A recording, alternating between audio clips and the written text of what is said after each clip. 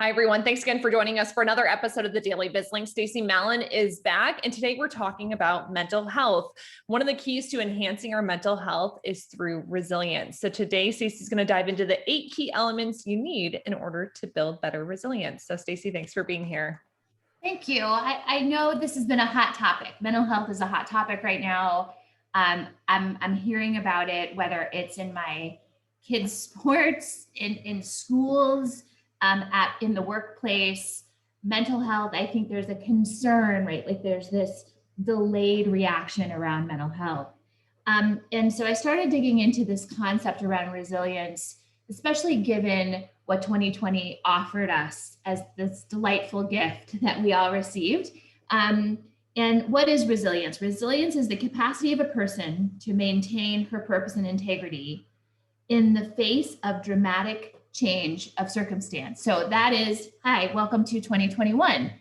And I found a simpler definition. Maya Angelou has some beautiful quotes about resilience, but it's really, she boils it down to something very simple. It's really not about surviving, it's about thriving. So how do we shift into that? And there are 8 key factors, as you mentioned at the top, where there are the factors around resilience, but I'm going to focus on one in particular. And it's one where I feel like people, grown-ups like to sort of set this aside because this is some kind of squishy work that people have to do. But I'll tell you, it's the biggest shift that I've seen people make. And it's where, as a leader, I step into questioning and asking questions as a coach to really reduce this. And that is around limiting beliefs.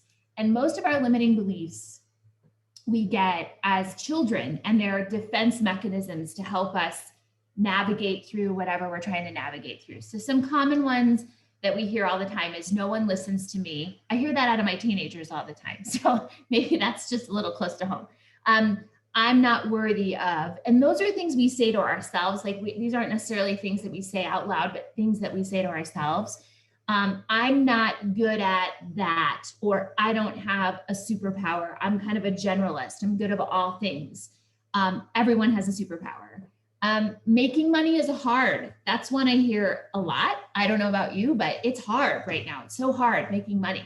Well, the more we believe things, the more they become the truth. And so how do you go about shifting the steps that you can do to shift those limiting beliefs? And I don't know about you, but I was told a lot as a kid that I had a limiting belief as a woman. I'll just say that I intrinsically didn't believe that I was worthy sometimes of being part of a conversation in business. I held back as a younger female in business. So this is also for leaders. How can we help our team step into their best self?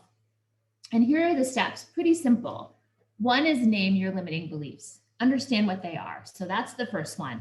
Second is appreciate them, give them a hug, and then let them go. So that's the harder part, right? Because they'll come up, they'll bubble up. But really, they served a purpose for you. Let that purpose go. The third is acknowledge and appreciate the ones that you want to replace them with. So, for example, the limiting belief, no one listens to me. The belief system that you can actually start to manifest is begin to appreciate that you have a voice and that your voice is important.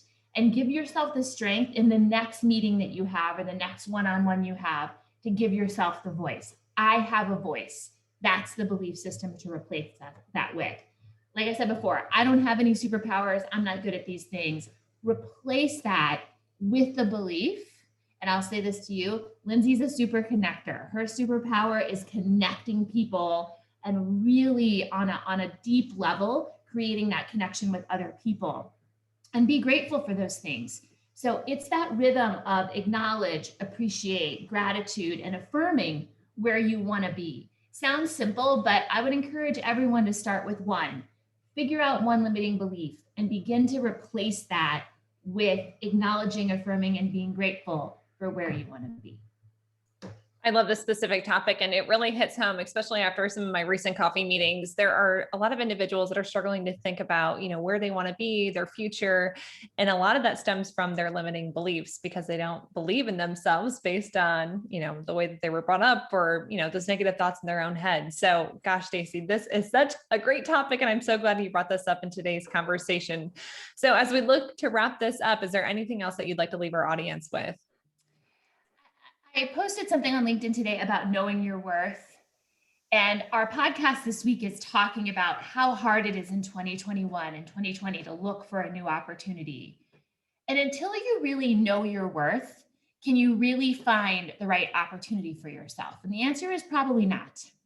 And so I would leave you with, if as soon as you start to go through this process and as soon as you start to embrace this process, you'll show up differently for everyone.